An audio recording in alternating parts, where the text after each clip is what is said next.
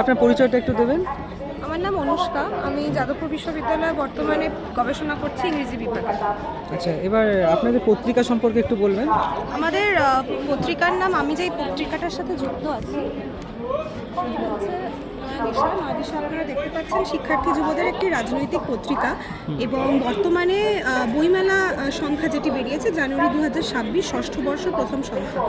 আমরা এই পত্রিকায় তৎকালীন যে বিভিন্ন বিষয়পত্র নিয়ে হচ্ছে আজকে সমাজে, আজকে এই পুঁজিবাদী সমাজে যেখানে মানুষের ওপর আক্রমণ চলছে এবং সমস্ত ধরনের মানুষ অর্থাৎ শ্রমজীবী মানুষের তো সম্পূর্ণভাবে ঘাড় ভেঙে দেওয়ার চেষ্টা করা হচ্ছে, কিন্তু তার পাশাপাশি আপনি যদি দেখেন যে আমরা শিক্ষার্থী, আমরা গবেষক, অর্থাৎ শিক্ষার জগৎটাকে যেভাবে বেসরকারীকরণের দিকে ঠেলে দেওয়া হচ্ছে।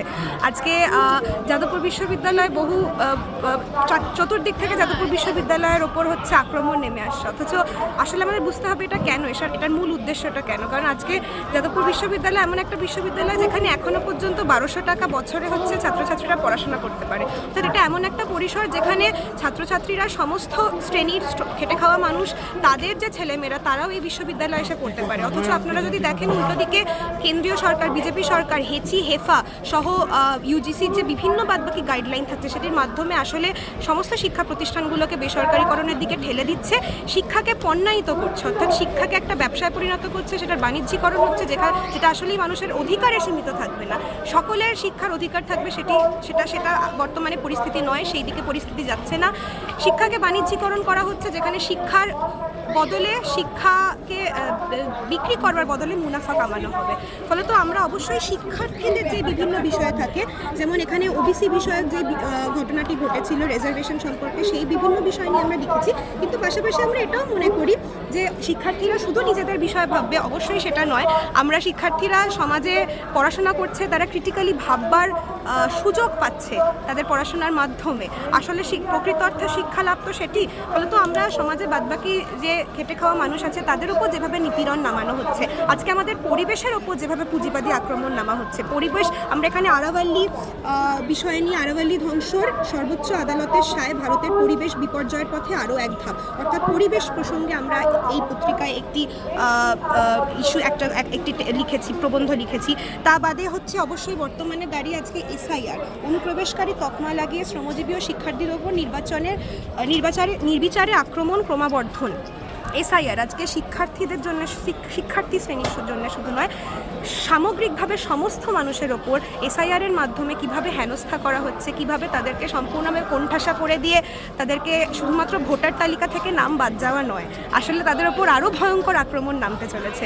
বিভিন্ন জায়গায় মানুষের কাছে ডকুমেন্ট থাকা সত্ত্বেও তাদেরকে হিয়ারিংয়ে ডাকা হচ্ছে, সমস্ত পূর্বপুরুষের সমস্ত তথ্য থাকা সত্ত্বেও তাদেরকে হিয়ারিংয়ে ডেকে তাদেরকে হেনস্থা করা হচ্ছে, এবং পিছিয়ে পড়া সম্প্রদায়ের যেই মানুষরা আছেন তাদেরকে আরও বেশি করে হেনস্থা করা হচ্ছে, খেটে খাওয়া যেই মানুষ আছে তাদের আরও বেশি করে হেনস্থা করা হচ্ছে। যাদের ডকুমেন্ট নেই তাদের কথা আমরা ছেড়ে দিলাম, খেটে খাওয়া মানুষ, তাদের একটা বসস্থানের জায়গা থাকে না, তারা হচ্ছে বিভিন্ন জায়গায় পরিযায়ী শ্রমিক হিসেবে কাজ করে, সেখানে মানুষের, ভারতবর্ষের মতন একটি তৃতীয় বিশ্বে কিভাবে মানুষের কাছে ডকুমেন্ট থাকবে সেটি আসলে আমাদের সকলের কাছেই না থাকাটাই স্বাভাবিক। এটা যদি আমরা একবার ভেবে দেখি, না থাকাটাই স্বাভাবিক। অথচ তাদের কথা বাদ দিলাম, যাদের কাছে আছে তাদেরকেও হচ্ছে বিভিন্নভাবে বাংলাদেশি তকমা দিয়ে আসলে মেরুকরণ করবার চেষ্টা করা হচ্ছে, ধর্মের ভিত্তিতে মানুষকে বিভাজন করবার চেষ্টা করা হচ্ছে। ফলত আজকে সমাজে যে সমস্ত বিষয় মানুষ পীড়িত, মানুষের ওপর আক্রমণ নামছে, সমস্ত বিষয় নিয়ে আমরা আমাদের নয়াদিশায় তুলে ধরি।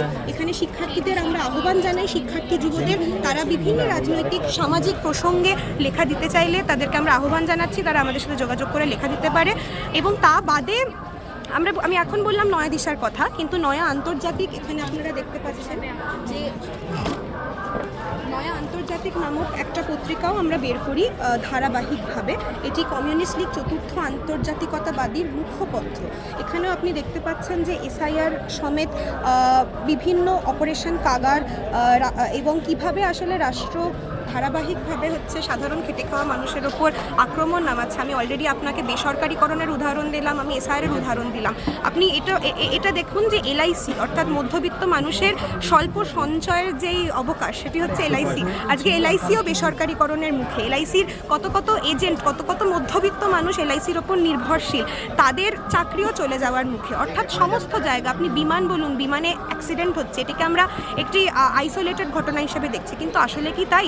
আসলে যেটা হচ্ছে যে সাধারণ মানুষের সুরক্ষা, সাধারণ মানুষের যে অধিকার, সেটি থেকে বঞ্চিত করে কিভাবে হচ্ছে বড়লোকদের আরও বড়লোক করবে আজকে বর্তমানে সরকার ব্যবস্থা, আসলে সেটিই চাইছে এবং সেটির ফলেই সে বিভিন্ন ধরনের প্রকল্প আনছে, বিভিন্ন ধরনের আইন কানুন আনছে।